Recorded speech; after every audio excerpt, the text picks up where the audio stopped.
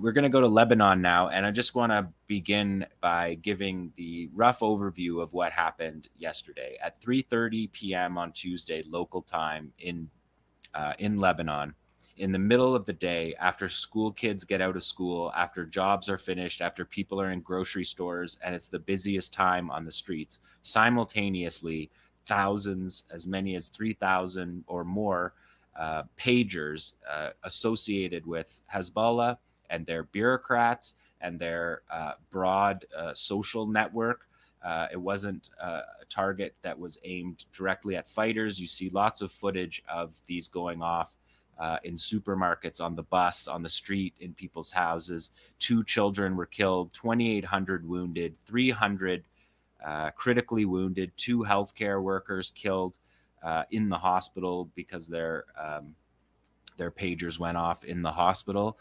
And so essentially what we're looking at here is, and it was meant to hurt and wound and kill people, because people reported that the messages went off and they went into their pocket to fetch the message and bring it up to face level to look at the number, and it blew up. They have lots of lost eyes, lots of lost hands.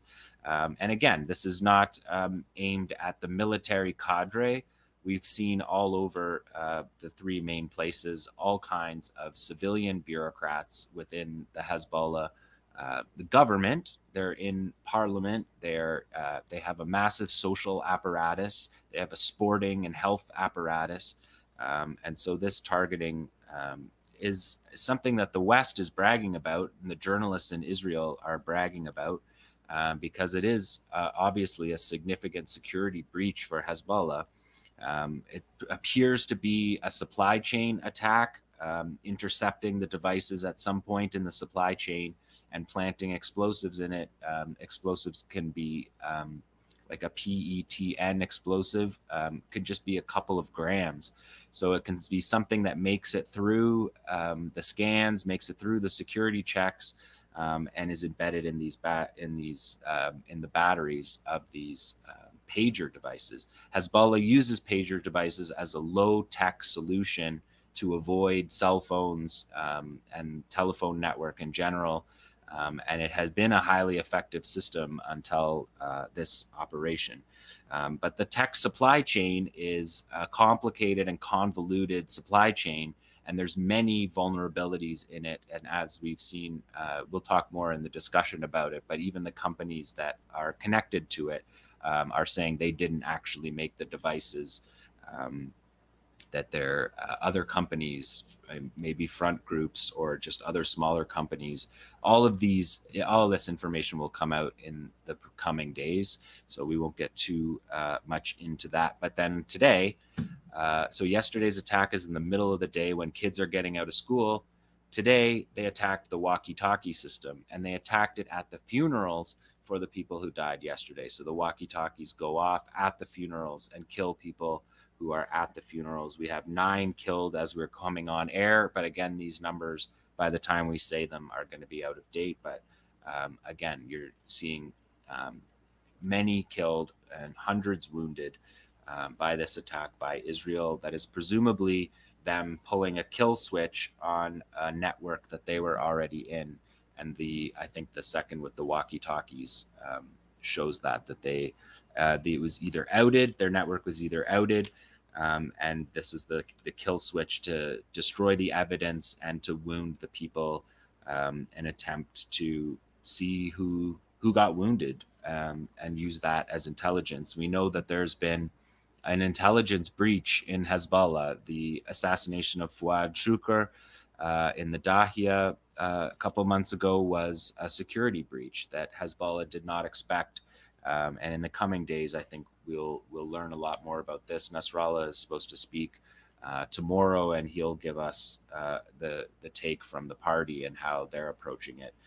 But they said today, overnight, they said that the war with Gaza, in solidarity with Gaza, will continue. Nothing changes, and another reckoning is to come. So they carried out operations in the same way that they were the day before, when their pagers weren't blowing up. The next day, today, those operations have continued. So we're going to look at those operations, and then we'll go to the discussion after and talk about it. If we look at map X, you can see this is the map of the border. I mean, there's no border. Israel doesn't have borders. There's an armistice line between Lebanon and Israel, and you can see the blue attacks are Israeli attacks, and the orange ones are Hezbollah attacks. So you can see that they're pretty much evenly distributed from the western edge of the Galilee across the upper Galilee, the Galilee Panhandle, and then over into the occupied Golan Heights, which was hit last night after the pager event happened. And Defense Minister Yoav Gallant, he said that security can only be restored in the north with a military operation. They've been saying this for a while. Israel, Netanyahu put together a rubber stamp cabinet, war cabinet, after the previous war cabinet resigned. And his war cabinet rubber stamped that the northern communities going home, the 200,000 people that are out, plus more than 200,000 people that are out of the 40 settlements along the north are now part of the war goals. Netanyahu has been saying that for a couple of months now, that he's added moving people back into their communities as part of the Gaza war goal. But as we know, the Gaza war ends only in a negotiation. And it doesn't look like Israel is in a position to do that. And just to note that the 98th Division of the Israeli military is the one that I've been talking about for the last 6 months, because they're the division that's been raiding throughout Gaza. They raided Shifa Hospital the second time and created the mass grave. They raided Shujaiya. They raided the southern Jabalia refugee camp. They raided Khan Yunis the second time. And they were planning to come back to Gaza to raid in Gaza. They were pulled yesterday up to the northern border. So that raider unit that has urban warfare training from the last 6, 9 months, 12 months, because they've been in the battle since the beginning. They're sending what you could call their most experienced fighters up to the northern border.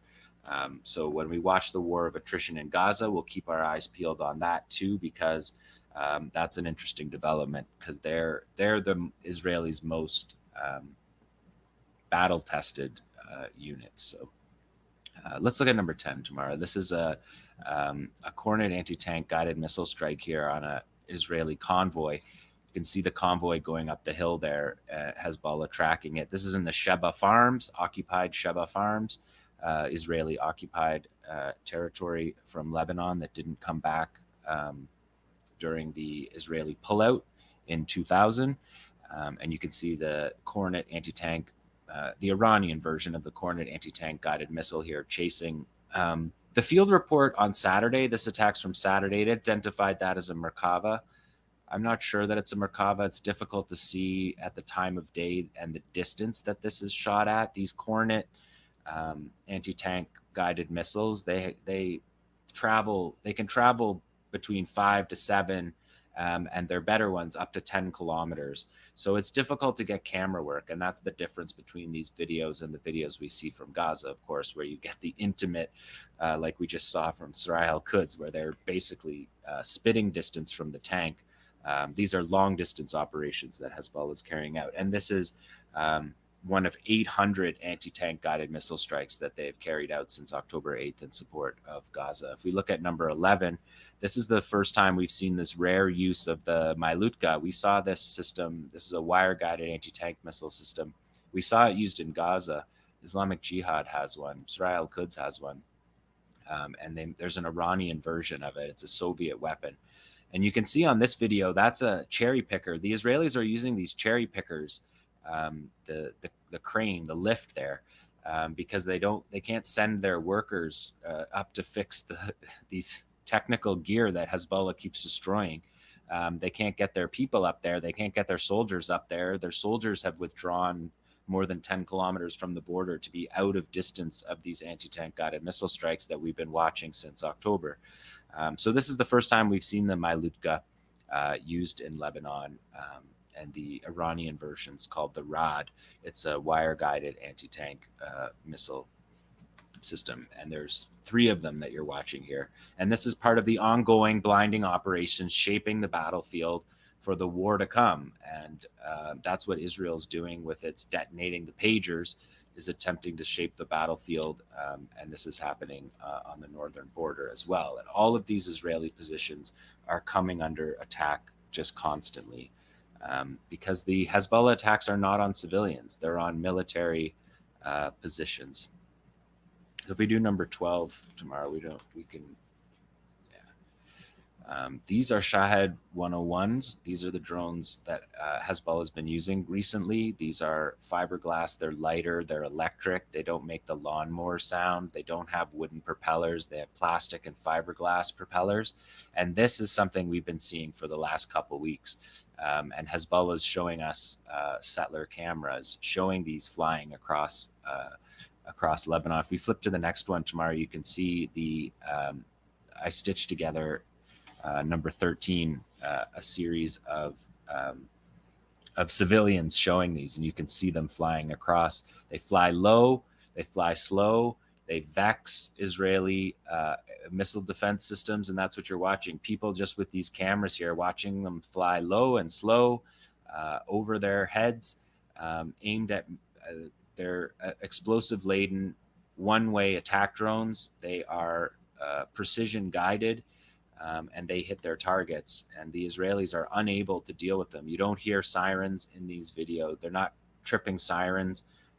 They're just flying in and hitting targets. They killed a soldier last week with one.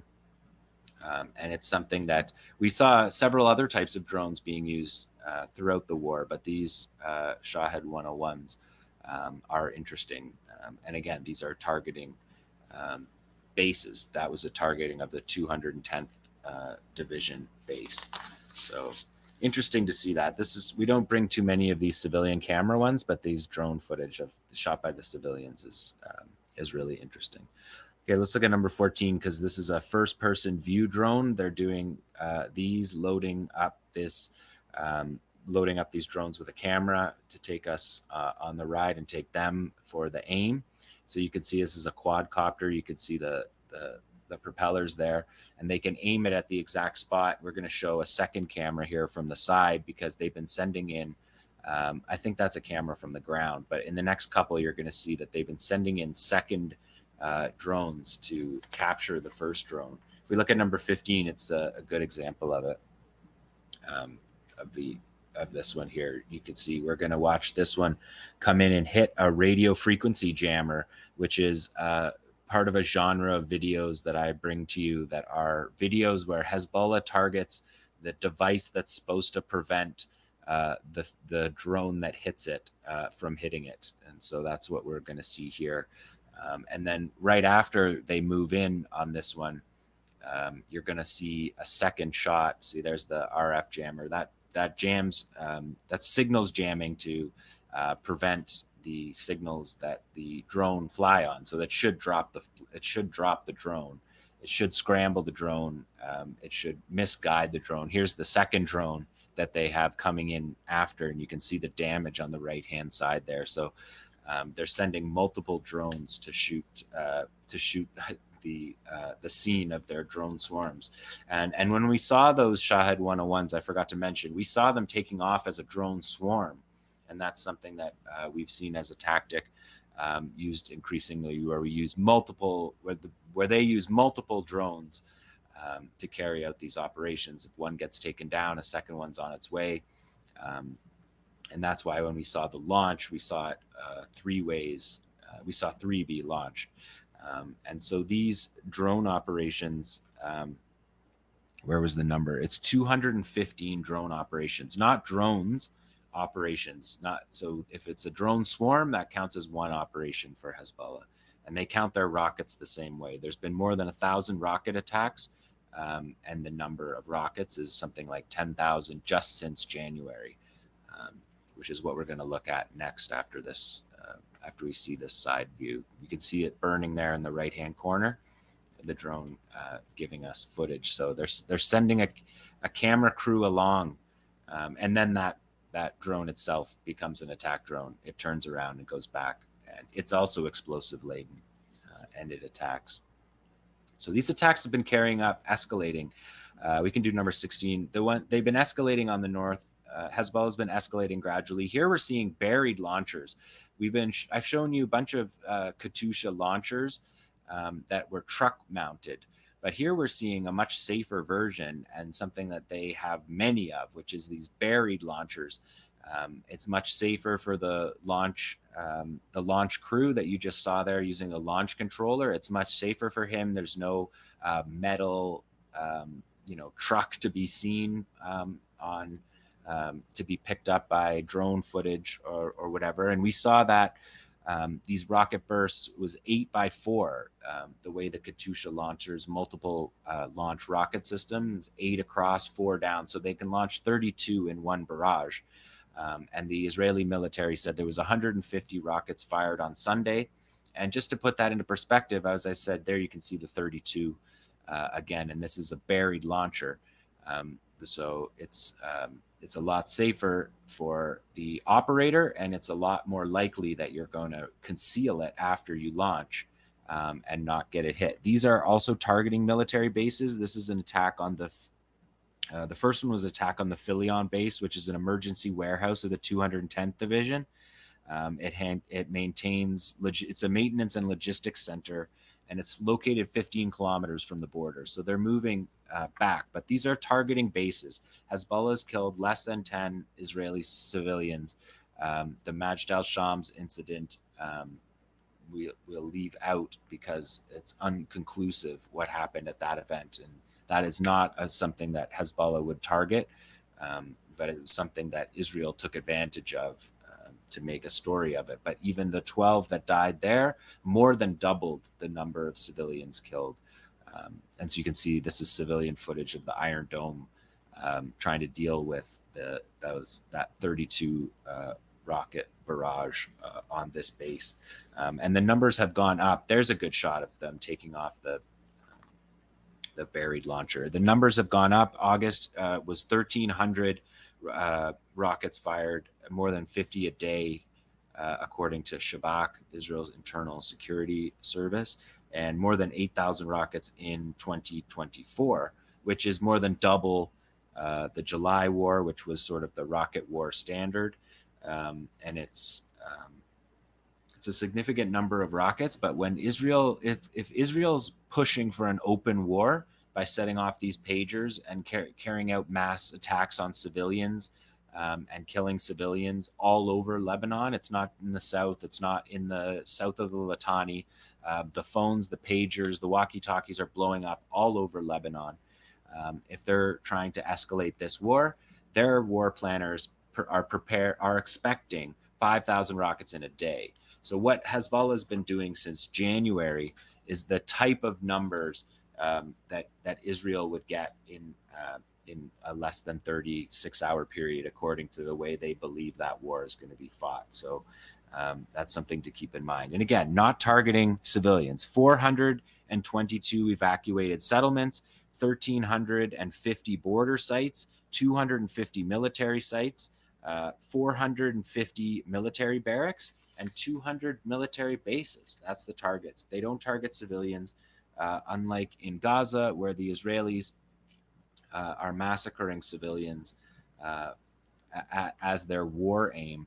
Hezbollah has kept this war in check by not attacking civilians. But as we saw at the beginning, they are attacking military vehicles and military positions in the settlements, because that's what Israel has done, evacuated the settlements and then used them as military positions. And that last footage that you were seeing was the Berea base, and it's the headquarters of the Patriot batteries, their missile defense, their Iron Dome batteries in the north, and the command and control of missile defense in the north, and it's 12 kilometers from the border. So these are qualitative attacks escalating on the northern border. Number 17 here is this is the Qassam brigades in Lebanon carrying out an attack. This is a Type 63. This is the 107 millimeter systems that you see being used in Gaza all the time.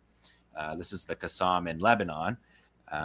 Palestinians in all the neighboring countries to the one they got kicked out of and are currently experiencing a genocide in.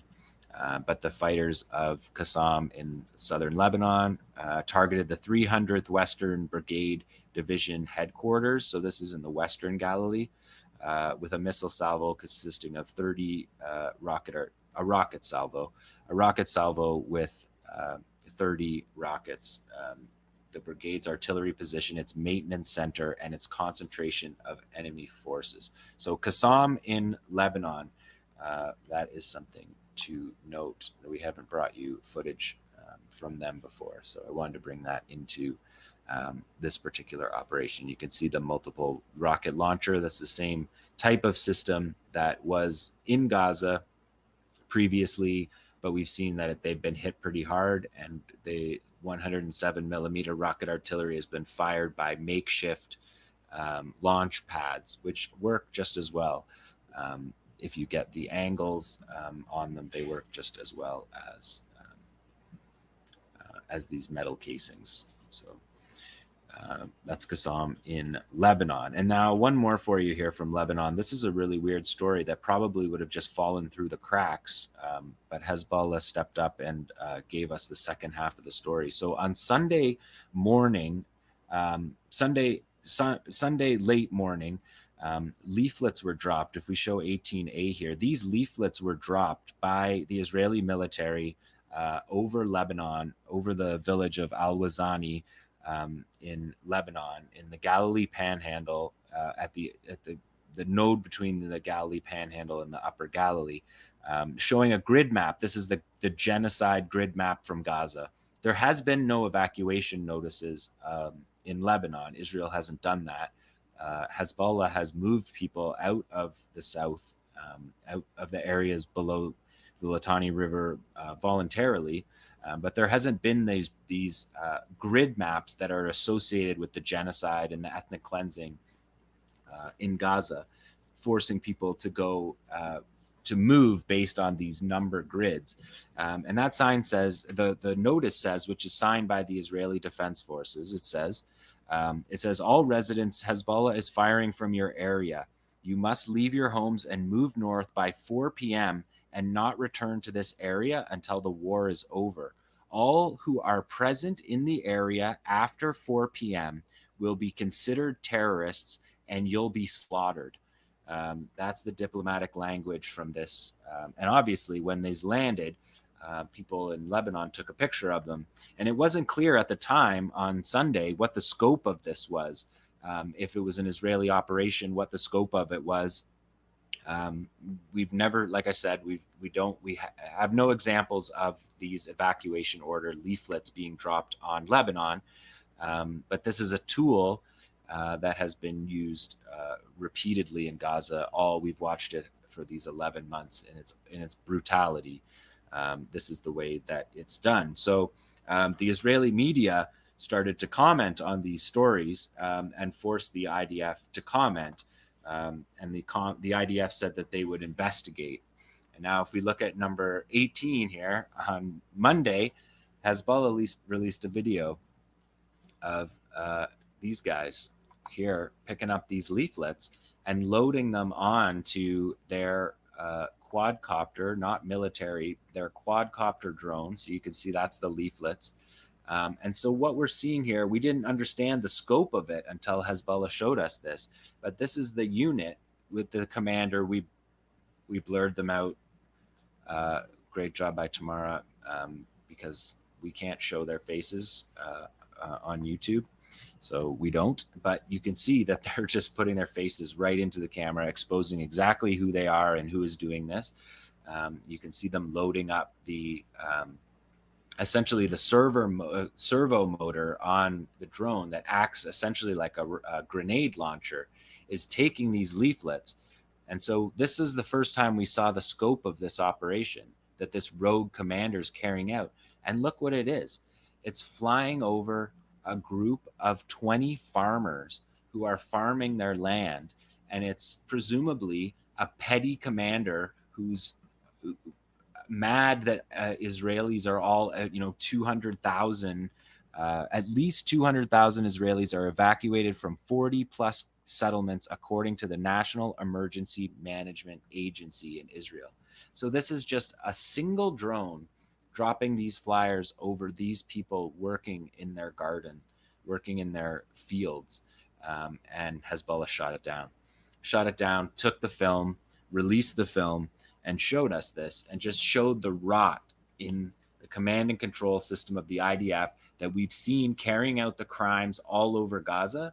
And this was just a checkmate move by Hezbollah to capture the drone, show the video, show the commanders who are carrying out those operations.